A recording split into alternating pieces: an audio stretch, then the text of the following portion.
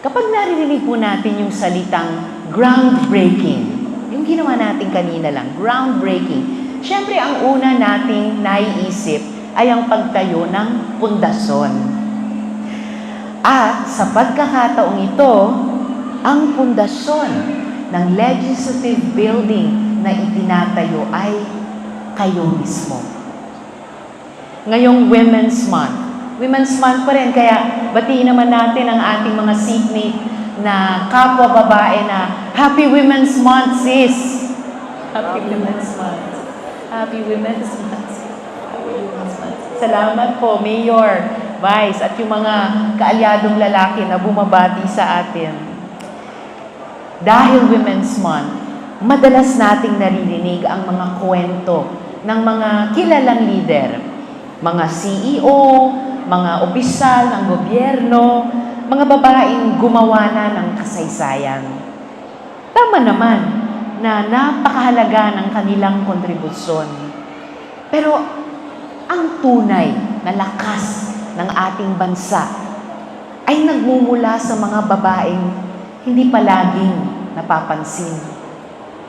Nanay na kayang pagkasahin ang budget kahit kulang ang kita.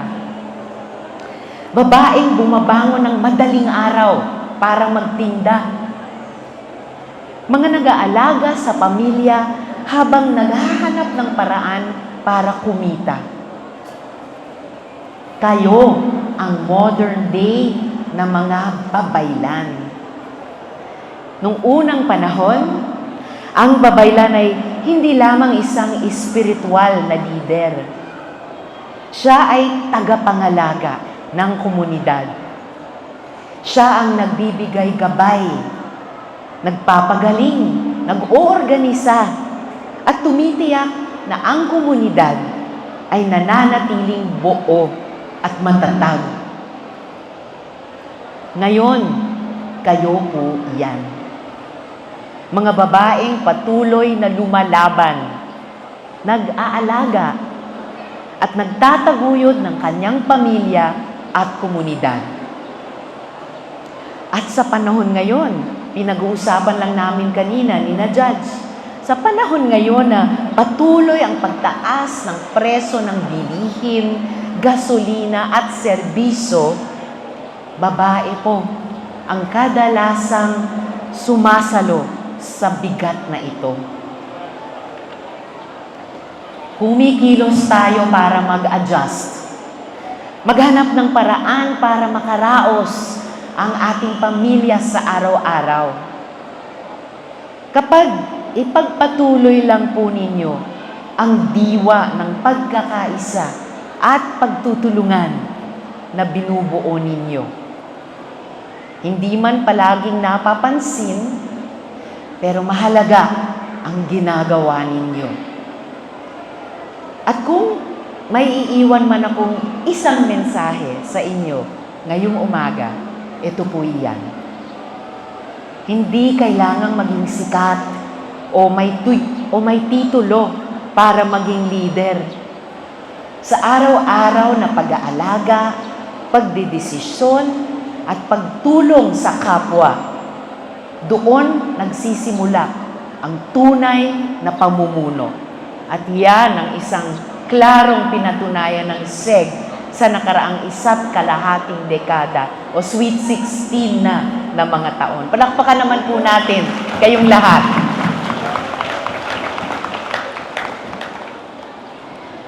At noon pa man, naging bukas na rin ako na mamuno, katulad ninyo.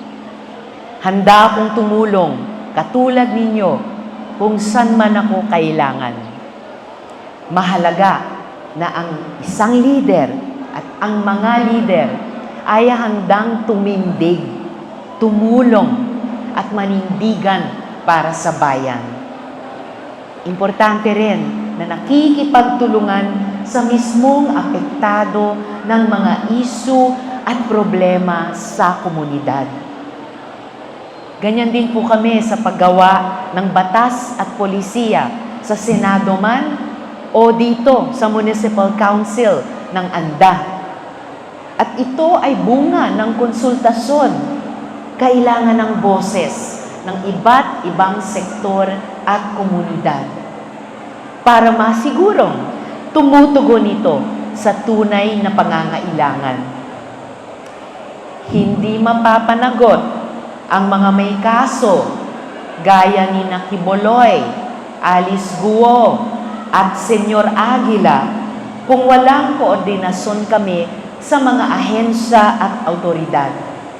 Mahalaga ang sama-samang pagkilos para sa accountability. Panghuling tanong na dapat nating tugunan. Anong klaseng kinabukasan ang gusto nating buuin? Kinabukasan kung saan ang serbisyo ay karapatan at hindi pribilehiyo? Kinabukasan na may pagkakaisa kahit may pagkakaiba-iba? Kinabukasan na may gobyernong maaasahan at masasandalan? Kayo lang ang makasasagot at makapagdedesisyon kung matutupad ito. Maraming salamat po. Agyamanan kada kayo, amin apo, at mabuhay ang kababaihan ng andang. Mabuhay po kayong lahat.